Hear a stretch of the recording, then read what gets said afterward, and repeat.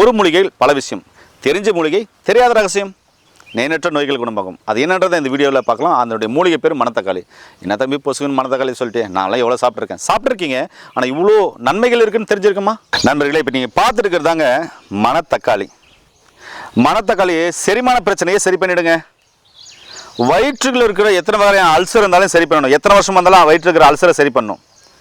வாய் புண்ணாக இருக்குது சரி பண்ணும். தொண்டை புண்ணு சரி பண்ணும். சிறுங்குடல் பெருங்குடல் புண்ணு சரி பண்ணும்.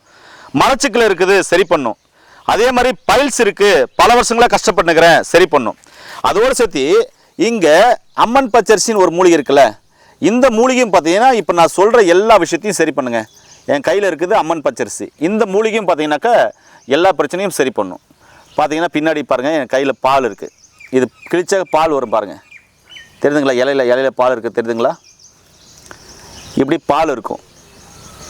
இதை வந்து பார்த்திங்கன்னா அப்படியே சாப்பிட்லாம். இந்த இலையை அப்படியே சாப்பிட்லாம். இப்போ நான் சொன்ன எல்லா பிரச்சனையும் இந்த மூலிகைக்கும் அந்த பிரச்சனையை சரி பண்ணக்கூடிய மருத்துவ குணம் உண்டுன்றதுனால தான் சொல்கிறேன்.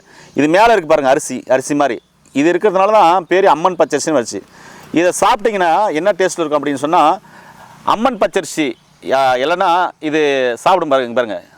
இது நான் சாப்பிட்டு காமிக்கிறேன் பாருங்கள்.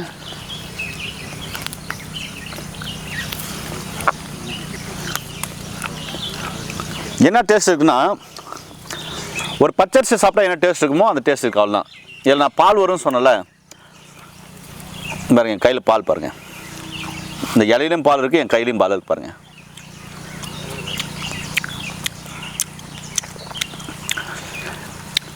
இப்போது நான் பேசிட்டே தான் உங்களுக்கு இந்த கீரையை பற்றி ஒன்று எக்ஸ்பிளைன் பண்ண போகிறேன். இந்த கீரையில் பார்த்திங்கன்னா பழங்கள் நிறையா இருக்குது.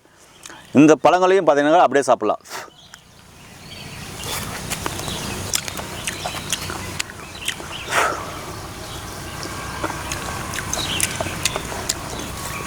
இப்போ நீங்கள் பார்த்துருக்கு தான் பார்த்தீங்கன்னா நல்லா டேஸ்ட்டாக இருக்குது. இப்போ நீங்கள் பார்த்துருக்கு தான் மணத்தக்காளி அப்படின்ற இந்த கீரைங்க, மருத்துவ குணம் நல்ல கீரை. இது நான் சொன்ன மாதிரி பைல்ஸ் சம்மந்தமான பிரச்சனைகளும் சரி பண்ணும். இன்றைக்கி செரிமானமே ஆகலை, ஜீரணமே ஆகலை, எவ்வளோ சாப்பிட்டாலும் ஜீரணமே ஆக மாட்டுது அப்படின்றவங்களுக்கு இந்த கீரையை தொடர்ந்து காலை மதியம் சாப்பிட்டு வந்தீங்கன்னாக்க ஜீரண குறைபாட்டை சரி பண்ணி உங்களுடைய குடல் நல்லா இயங்குறதுக்கு ரொம்ப ஹெல்ப் பண்ணும். மலச்சிக்கல் இல்லாமல் பார்த்துக்கும்.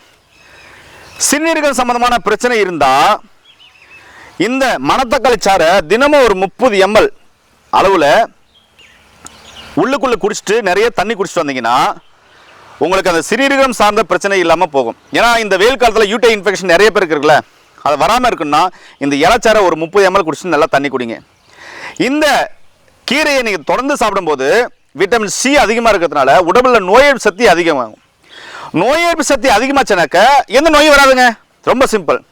இப்போது கிட்ட பார்வை தூர பார்வை அப்படின்னு சொல்லிட்டு எல்லாமே கண்ணுக்கு கண்ணாடி போட்டு சுற்றுறீங்கல்ல, நீங்கள் கண்ணுக்கு கண்ணாடியே போட தேவையில்லை. ஏன்னா இதில் விட்டமின் ஏ அதிகமாக இருக்குது. அதனால் கண் ஆரோக்கியத்தை வந்து நல்லா மேம்படுத்தும். கண் ஆரோக்கியமாக இருக்குங்க. அதே மாதிரி தாகத்தை தணிக்கும். இந்த மணத்தக்காளி பழத்தை சாப்பிட்டிங்கன்னா தாகமே எடுக்காது. இப்போ வெயில் காலமாக இருக்கு இல்லையா, இங்கே பாருங்கள், இங்கே பழம் நிறையா இருக்குது, உங்களுக்கு காமிக்கிறேன். நிறையா இருக்குல்ல. இப்போது வெயில் காலமாக இருக்குது, என்ன பண்ணுறது, தாகமாக எடுக்குது, தண்ணி தாகமாக எடுக்குதுன்றவங்களுக்கு இந்த மணத்தக்காளியை இப்படி பழத்தை பறிச்சுக்கோங்க. இந்த பழத்தை இப்படி பறிச்சுக்கோங்க. இப்படி பழத்தை பறிச்சுட்டு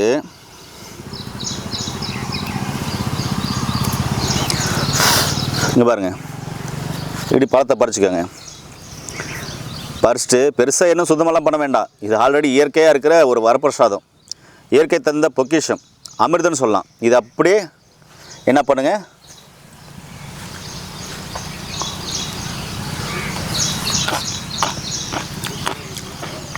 இப்படி சாப்பிட்டிங்கன்னா லைட்டாக துவர்ப்பு, இனிப்பு, புளிப்பெல்லாம் கலந்துருக்கும். தாகம் அடங்கிடும். உடம்புல எண்ணற்ற மாற்றங்களை சரி பண்ணும். ஒரு புத்துணர்ச்சி கிடைக்கும், ஒரு புளிப்பு சுவை கிடைக்கும். முக்கியமாக இந்த நாக்கில் உமிழ்நீரே சரி நிறைய பேருக்கு ஊறுறதில்ல. ஊறுகாய் சாப்பிட்டா ஊறுதுன்ற மாதிரி இது சாப்பிட்டிங்கன்னா உமிழ்நீர் அப்படியே அழகாக ஊறும். நான் சொல்கிற விஷயங்கள்லாம் இந்த கீரையில் இருக்குங்க. இதெல்லாம் நம்ம இயற்கை நமக்கு கொடுத்த பொக்கிஷன்னு சொல்ல வரலாம். அதனால தான் இதை மூலிகைன்னு சொல்கிறேன். இந்த மூலிகையை சாப்பிட்டு நோய் நொடி இல்லாமல் ஆரோக்கியமாக இருங்க. மீண்டும் இன்னொரு அருமையான பதிவில் சந்திக்கலாம். அதுவரையில் உங்கள் அன்பு சகோதரன் ஆரோக்கியதாஸ். நன்றி, வணக்கம்.